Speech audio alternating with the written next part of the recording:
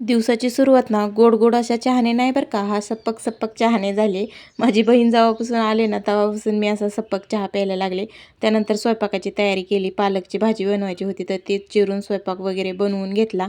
आणि काल आणलेल्या भाज्या मी तशाच ठेवल्या होत्या, त्या नीट करून घेतल्या, जेणेकरून की परत भाजी करताना ना पटकन भाजी करता येते. आणि शेव चिवडा जो ह्यांनी आणलेला होता ना, ते चुरमुऱ्यात मिक्स करून ठेवलं, म्हणजे कसं आठवडाभर मुलांना थोडं थोडं दिलं ना की ते खात राहतात.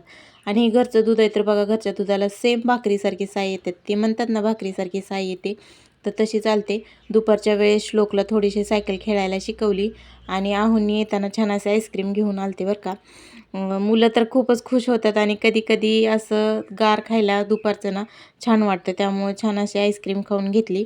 मुलं तर खुशच होती आणि मला पण आवडते आईस्क्रीम खायला. त्यानंतर जे पप्पांनी डहाळे आणलेले होते ते संध्याकाळी भाजले. भाजून खायला ना डहाळे खूप छान लागतात. तर व्हिडिओ कसा वाटला नक्की सांगा. भेटू परत. बाय.